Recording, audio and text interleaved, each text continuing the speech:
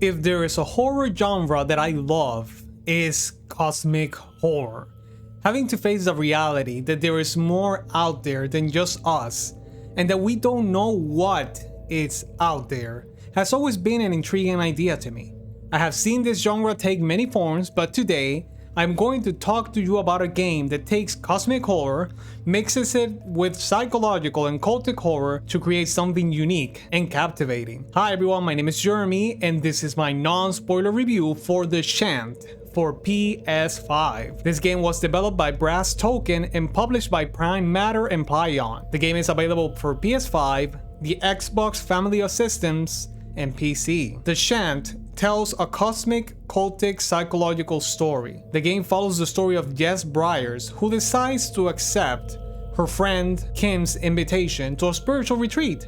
However, once there, things go south very fast. As they practice a ritual as part of the activities of the retreat, a psychedelic otherworldly dimension called the Gloom opens up. Now it's up to Jess to rescue her new friends and revert the ritual to escape the island. The game presents its story with some excellent voice-acted cutscenes, documents that you find throughout the game, and reels where you find out important aspects of the cult's belief as told by the founder.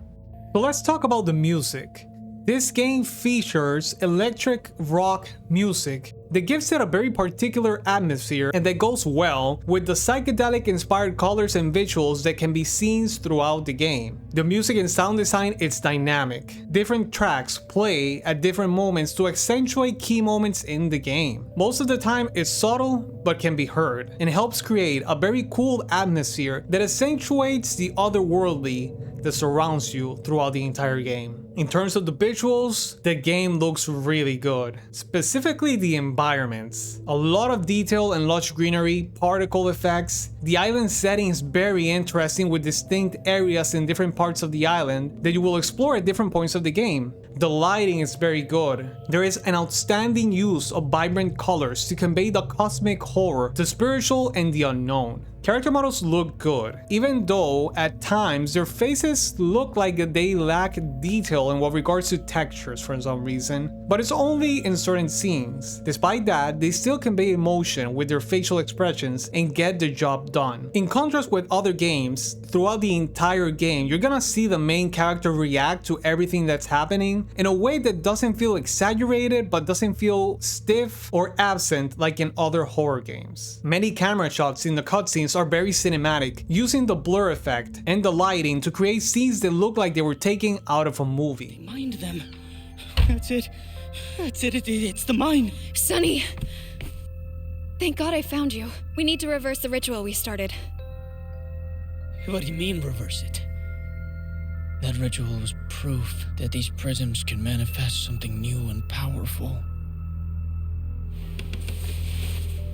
These? There is power in each of them. And here down this trail is a crystal mine filled with them. You can't possibly think this is a good thing. We need to fix this or leave this island.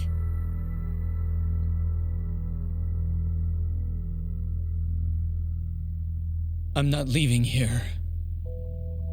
Those things can't hurt me or anybody else. They want to roam, and I will set them free. I've spoken to them. What have you heard? What have they told you? The truth! Characters are very well voice acted, giving life to their personalities. Characters are very interesting and are explored in very particular ways, and I will get into more detail in the gameplay section. The game ran at 60 FPS 1080p with no frame rate drops. I encountered some bugs, but they were very small and really did not affect the game. So let's talk about the gameplay, because there's a lot to say here because this is a very particular game. The Chant is a single-player, third-person action-adventure horror game, and it's a very linear game. There is the central part of the island which functions like a hub, from where to part to play each chapter of the game, and to where you return after each section, as you explore the different areas of the island, trying to help everybody that was affected by the ritual. world. You will find documents and movie reels with information regarding the history of the cult and of the island. You will have to find key items and solve puzzles to open doors and new pathways to continue the story. However, it's important to point out that the game is extremely light in puzzle solving, having only around like 3 puzzles, and they are not complicated at all. As part of the mechanics of the game, you have 3 meters or 3 stats: the mind, spirit, and body. The mind stat is like a sanity meter. It goes down as you expose yourself to monsters in certain areas and events. If it goes completely down, you have a panic attack.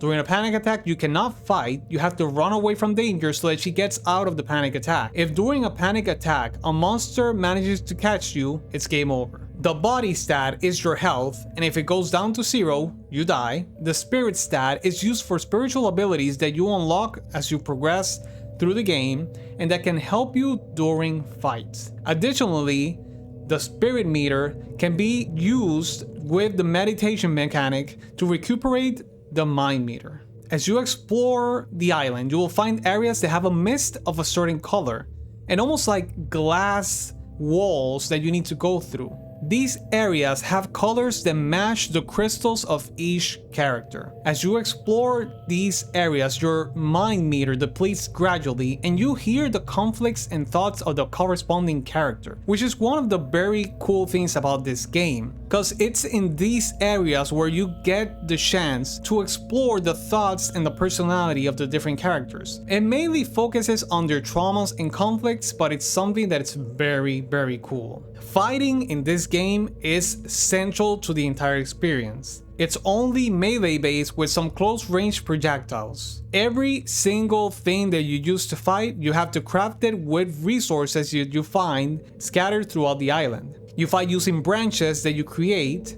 and they have 3 different classes: sacred, occult, and fire. In regards to the projectiles, you have salt, you'll find oil, and you can combine them to create traps. After a certain amount of uses, all of these weapons deplete, and you need to create more. As I said before, you have different spiritual abilities that you unlock as you progress through the game, and these can only be used for fighting and have effects like, for example, slowing down enemies or making spikes made out of rocks appear around you to damage enemies, among many others. You have a dodge button, which is kind of clumsy but works really well and honestly makes the fighting pretty easy, but at the same time very engaging. Because you're not only button mashing, you need to pay attention to enemies' patterns so that you know when to dodge. You have a shove button to push enemies away, and the game features a good amount of enemy types, all with some really cool designs that revolve around flowers for some reason, and they look very creepy and very cool. They all have different attack patterns, and their attack animations are very clear so that you know when you need to dodge. There's a good amount of boss fights, and they are visually and mechanically interesting and engaging too. You have a skill tree where you can upgrade your stats with experience that you gain by reading documents and selecting how to answer in certain moments of the game. You can answer based on your mind, heart, or spirit stats, and you can level up the skill tree with resources you find around the game. The game has 3 difficulties: normal, hard, and very hard, and the game features 3 endings. So let's talk about the cons and the pros of this game. I'm gonna start with the cons. I think the first thing I would critique is the fact that when the game starts, it spends way too little time setting up the story. When the main character, Jess, arrives at the island, she spends like half an hour in-game, not in real life, talking to the characters that form the cult. She doesn't know them, she doesn't get to know them, the ritual happens, the monsters appear, she has to help them, and all of a sudden she cares for all of them, like she knew them. So that disconnection and not building up those relationships at the beginning of the game affects the story a little bit. I guess my second complaint with the game would be that I wish it was a little bit less linear, a little bit more open with the different areas, and that it demanded more agency from the player in terms of the resource management. Resource management, technically I would say, is not a thing in this game, because even though your resources can run out, in my experience on normal difficulty, the game was so linear that as long as you explore the areas that you have along the way, which are not too many, they will always give you exactly what you need for the encounters ahead, to the point where it feels like hand holding all the time. I just wish that you had to make more decisions in what regards to how you use your resources. In other words, I would prefer for the game to have more player input in that regard and to create more tension with the resource management. So let's talk about the pros of the game. First of all, the gameplay.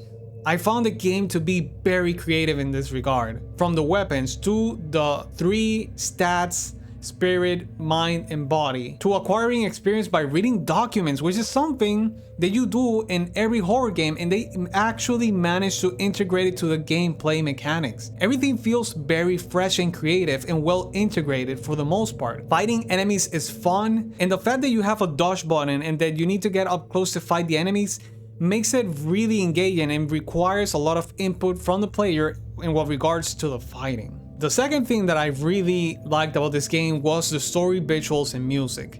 The story is very engaging and interesting, and it's a really cool take on cosmic cultic horror. The use of vibrant colors and lighting helps create a very particular atmosphere that conveys the cosmic unknown behind everything that is happening. The story is presented in a variety of ways which keeps the player entertained, from cutscenes to documents to old movie reels, all accompanied by some really good voice acting that takes the story presentation to another level. The synth music complements the story and the visuals, tying it all together. In conclusion, the Chant mixes a lot of elements that you have probably seen before in some movie or horror game. However, they do it in a way that feels fresh, unique, and fun. A captivating story, eye-catching visual direction, atmospheric music and sound design, and some creative and fun gameplay all come together to form one of the most memorable games I played in 2022. For this reason, I highly recommend the Chant. So that's gonna be it for my non-spoiler review. The link to the game's page is gonna be down in the description. I hope you guys enjoyed this, and I'll see you guys next time. Bye.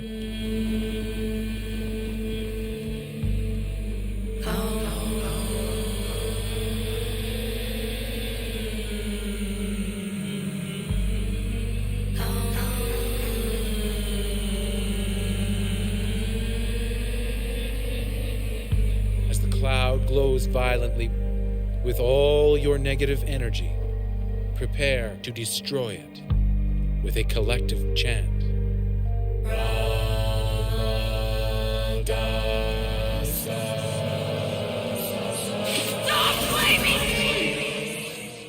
Hi everyone, if you enjoyed this video, please hit the like button and subscribe to our channel to keep up to date with our content.